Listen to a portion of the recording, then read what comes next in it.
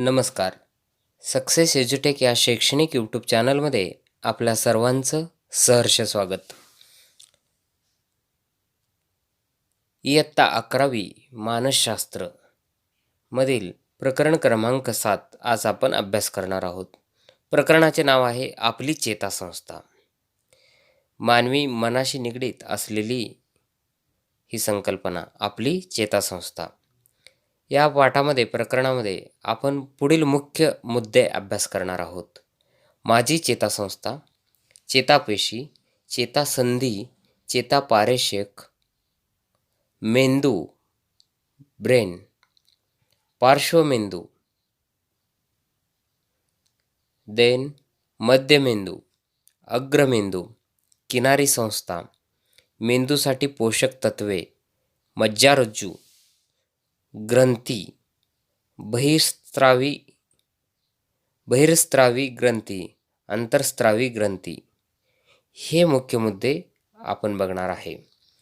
तर अध्ययन उद्दिष्टे कोणते समजून घेऊ. या पाठाचे उद्दिष्ट विद्यार्थ्यांना खालील मुद्दे समजून घेणे किंवा सोयीस्कर व्हावे हे आहे. विद्यार्थ्यांना महत्त्वाचे म्हणजे चेतासंस्थेविषयी आकलन व्हावे, चेतापेशीची रचना व कार्य याविषयी विद्यार्थ्यांना आकलन व्हावे, मेंदूच्या व मज्जारज्जूच्या वेगवेगळ्या भागांविषयी माहितीचे आकलन व्हावे, वेगवेगळ्या अंतर्स्त्रावी ग्रंथीविषयी माहिती मिळावी, अंतर्स्त्रावी ग्रंथीच्या स्त्रावाचा वर्तनावर कसा परिणाम होतो याविषयी जाणून घेणे. आता चेतासंस्था याचे 2 मुख्य भाग आहेत. पहिला भाग मध्यवर्ती चेतासंस्था आणि दुसरा भाग जो आहे सीमावर्ती चेतासंस्था.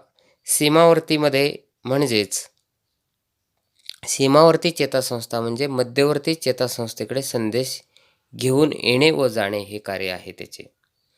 आता मध्यवर्ती चेतासंस्थाचे 2 मुख्य भाग, एक मेंदू तर दुसरा मज्जारज्जू. मज्जारज्जू काय करतो तर मेंदू आणि सीमावर्ती चेतासंस्थेला हा जोडतो. आता सीमावर्ती चेतासंस्थेचे देखील 2 भाग आहेत. पहिला भाग असेल कायिक चेतासंस्था, ऐच्छिक स्नायूंच्या हालचालींचे नियंत्रण करते. त्यानंतर स्वायत्त चेतासंस्था अनैच्छिक शरीर हालचाली नियंत्रित करते. आता या अनैच्छिक शरीर हालचाल नियंत्रित करण्यामध्ये म्हणजेच स्वायत्त चेतासंस्थेमध्ये परत 2 प्रकार आहेत, एक अनुकंपी आणि दुसरा परानुकंपी. हे सर्व आपण चित्राच्या माध्यमातून मध्यवर्ती मज्जासंस्था चित्राच्या माध्यमातून समजून घेतलं. आता आपण विस्ताराने जाणून घेऊया माझी चेतासंस्था. चेतासंस्था हे चेतापेशींचे गुंतागुंतीचे जाळे आहे. याद्वारे मेंदूपासून निघणारे संदेश शरीराच्या इतर अवयवापर्यंत व शरीराच्या विविध अवयवाकडून आलेले संदेश मेंदूपर्यंत वाहून नेले जातात. मानवी चेतासंस्था सर्व प्राणीमात्रामध्ये जास्त गुंतागुंतीची व विकसित चेतासंस्था आहे. हा सगळ्यात महत्त्वाचा मुद्दा आपण लक्षात ठेवला पाहिजे की मानवी चेतासंस्था सर्व प्राणीमात्रामध्ये जास्त गुंतागुंतीची आहे. असे जरी असले तरी विकसित चेतासंस्था म्हणून ओळखली जाते. आता मानवी चेतासंस्था 2 प्रमुख भागामध्ये विभागली आहे. ती म्हणजे मध्यवर्ती चेतासंस्था व सीमावर्ती चेतासंस्था. आता मध्यवर्ती चेतासंस्थामध्ये मेंदू आणि मज्जारज्जू यांचा समावेश होतो. आपण त्याविषयी पुढील चर्चा करणार आहोत. सीमावर्ती चेतासंस्थामध्ये कायिक चेतासंस्था व स्वायत्त चेतासंस्था असे 2 विभाग येतात. कायिक चेतासंस्थेत वेदक नसतंतू व कारक नसतंतू यांचा समावेश होतो. कायिक चेतासंस्थेत वेदक नसतंतू व कारक नसतंतू यांचा समावेश होतो. वेदक नसतंतू शरीराकडून येणारे संदेश मेंदूकडे वाहून नेण्याचे काम करतात, तर कारक नसतंतू मेंदूकडून शरीराच्या विविध भागांकडे संदेश वाहून नेण्याचे काम करतात. स्वायत्त चेतासंस्था शरीरांतर्गत विविध क्रियांचे नियंत्रण करते, जसे हृदयक्रिया, श्वसनक्रिया, पचनक्रिया, उत्सर्जन क्रिया इत्यादी क्रिया. या विभागाच्या नियंत्रणात ते चालतात. स्वायत्त चेतासंस्था सहानुकंपी व परानुकंपी या 2 भागात विभाजित होते. स्वायत्त चेतासंस्था सहानुकंपी व परानुकंपी या 2 भागात विभाजित होते. आता सहानुकंपी यंत्रणा म्हणजे काय बघू आपण. ताणयुक्त व भीतीदायक प्रसंगांना सामोरे जाण्यासाठी शरीराला तयार करण्याचे काम सहानुकंपी यंत्रणा करते. ही यंत्रणा शरीर धोकादायक परिस्थितीचा धैर्याने सामना करण्यासाठी किंवा पळ काढण्यासाठी म्हणजेच लढा किंवा पळा अशी प्रतिक्रिया देण्यासाठी आपल्याला सज्ज करते. उदाहरणार्थ, कुत्रा मागायला लागला तर त्या परिस्थितीत तुमच्या हृदयाचे ठोके वाढतात, घाम येऊ लागतो. आता परानुकंपी यंत्रणा म्हणजे काय बघू. शरीरासमोरील धोकादायक परिस्थिती संपल्यानंतर परानुकंपी चेतासंस्था शरीर शिथिल करण्याचे महत्त्वाचे कार्य करते. त्यामुळे हृदयाचे वाढलेले ठोके सामान्य होतात. शरीराचे तापमान मूळ पदावर येते.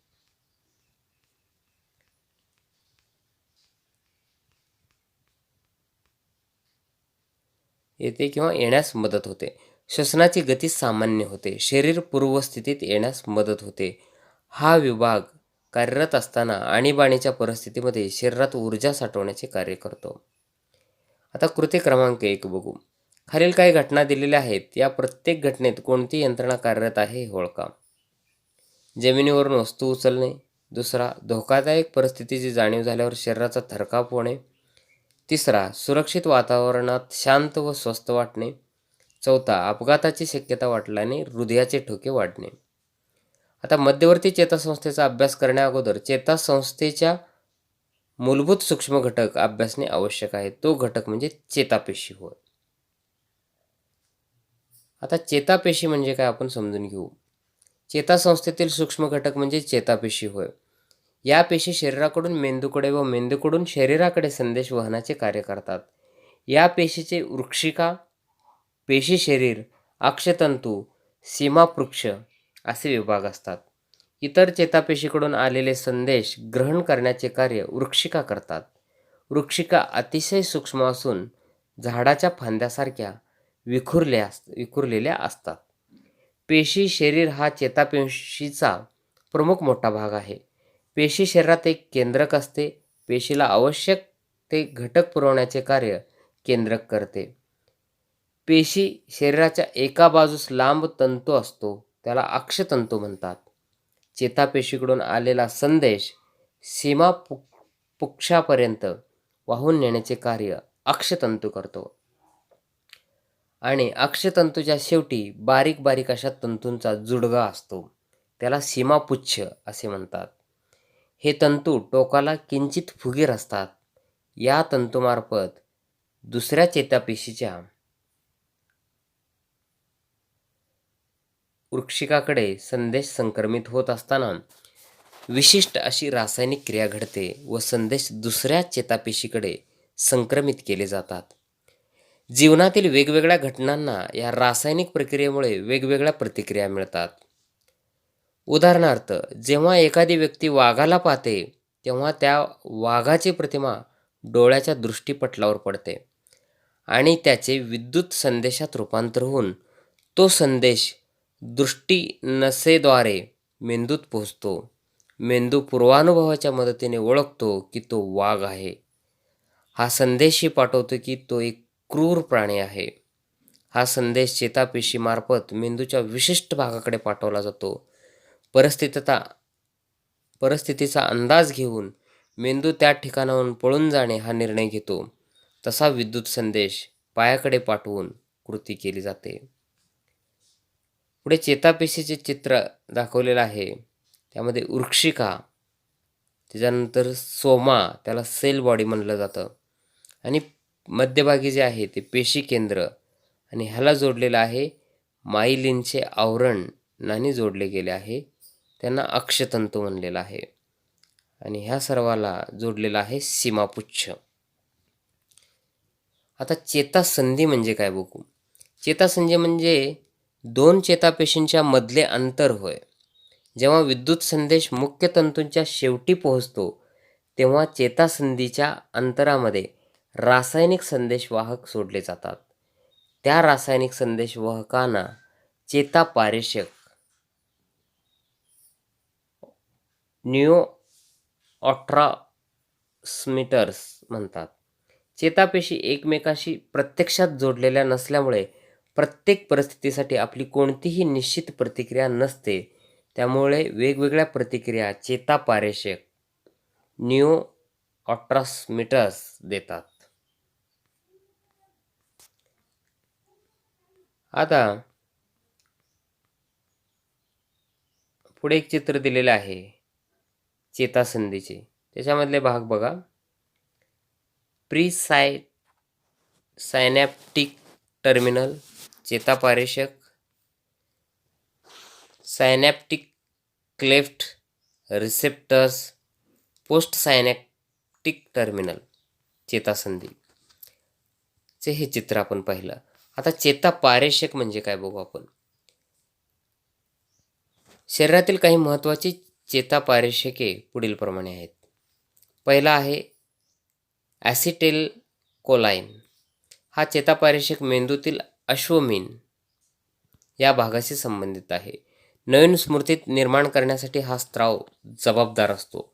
वाढत्या वयानुसार हा द्रव कमी होत असतो. त्यातून अल्झायमर्स हा विकार होतो. त्यामुळे स्मृतीचा ऱ्हास होणे, तसेच स्नायूंचा योग्य वापर न करता येणे, स्नायू दौर्बल्य अशी लक्षणे निर्माण होतात.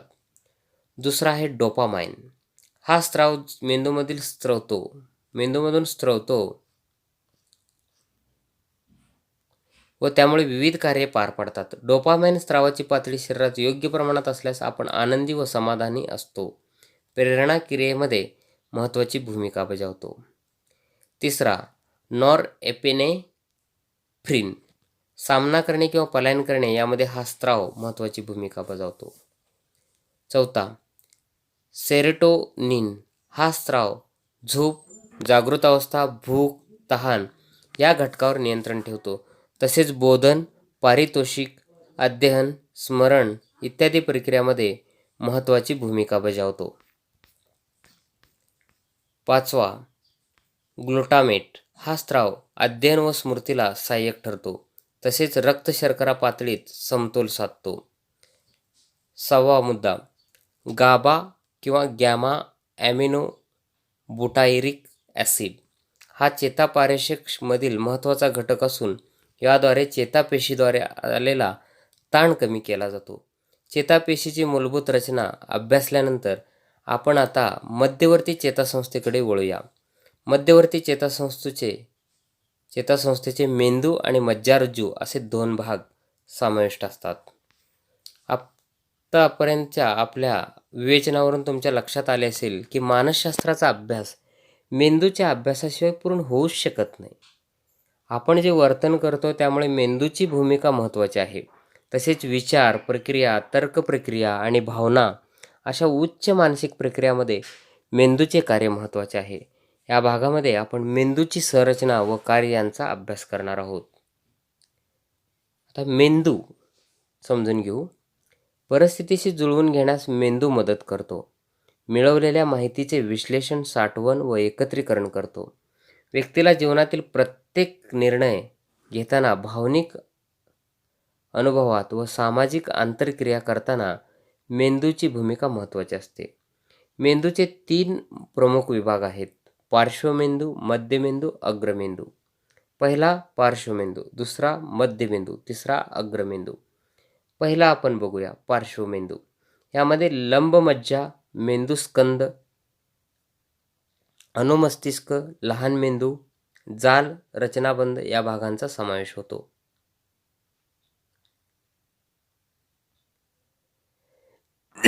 आता अनुमस्तिष्क, लहान मेंदू, सेरेबेलियम याचे 2 विभाग असतात. अनुमस्तिष्क शरीराचा समतोल साधणे व शारीरिक हालचालीमध्ये समन्वय साधणे हे महत्त्वाचे कार्य करतो. मेंदूस्कंद, लंबमज्जा व मज्जासेतू असे 2 भाग पडतात. लंबमज्जा म्हणजे काय? मेंदूच्या अंतर्भागात खोलवर त्याचे स्थान असते. श्वसन, हृदयाची गती, रक्तदाब, पचन या क्रियांचे नियंत्रण लंबमज्जेत होते. मेंदूतील महत्त्वाच्या केंद्राकडून या भागास संदेश मिळते. आता आपण जाणून घेऊ, आपणास हे माहीत आहे का, मोटरसायकल चालवताना आपण डोक्यावर हेल्मेट का घालावे?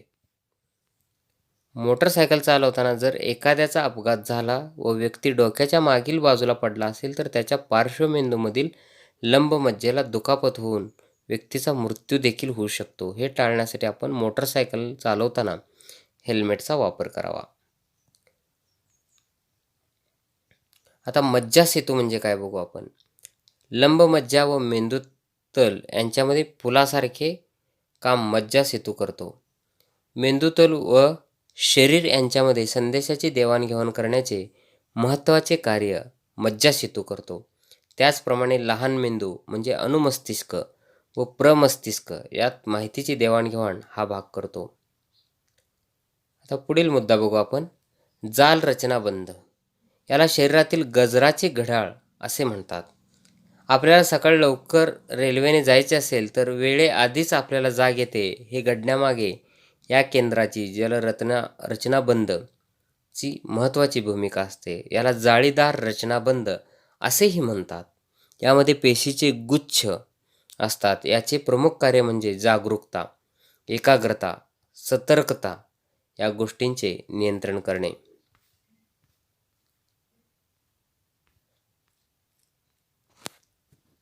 इथंपर्यंत आपण पाहिलं आहे. आत्तापर्यंत बघा आपण कोणकोणते मुद्दे अभ्यासले. प्रकरणाचे नाव आपली चेतासंस्था.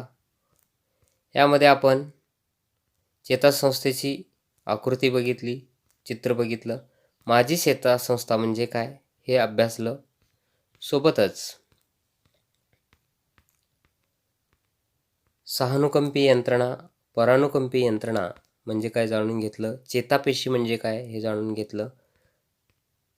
त्यानंतर चेतापारेषक, चेतासंधी, चेतापारेषकामध्ये ॲसिटिल कोलाइन काय जाणून घेतलं. डोपामाइन काय, नॉरएपिनेफ्रिन म्हणजे काय जाणून घेतलं. सेरोटोनिन म्हणजे काय जाणून घेतलं. ग्लुटामेट म्हणजे काय, सोबतच गाबा किंवा गॅमा ॲमिनोबुटारिक ॲसिड म्हणजे काय जाणून घेतलं. मेंदू आपण अभ्यास करत होतो. त्यामध्ये पार्श्वमेंदू, मध्यमेंदू, अग्रमेंदू हे 3 मुख्य भाग आहेत हे जाणून घेतलं. आणि पार्श्वमेंदूमध्ये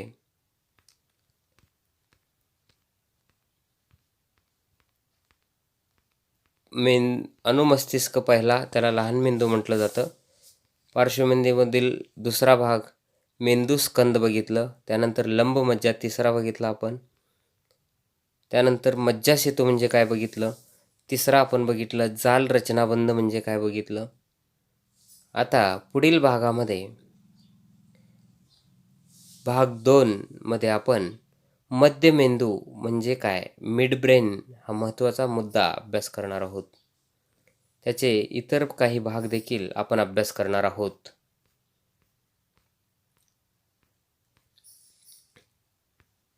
आणि मज्जारज्जू म्हणजे काय, ग्रंथी म्हणजे काय, बहिर्स्त्रावी ग्रंथी आणि अंतर्स्त्रावी ग्रंथी हे देखील आपण पुढील भागामध्ये अभ्यास करणार आहोत. आय होप तुम्हाला पहिल्या भागामधील पूर्ण माहिती समजली असेल. राहिलेला भाग आपण पुढील भाग 2 मध्ये पूर्ण करणार आहोत.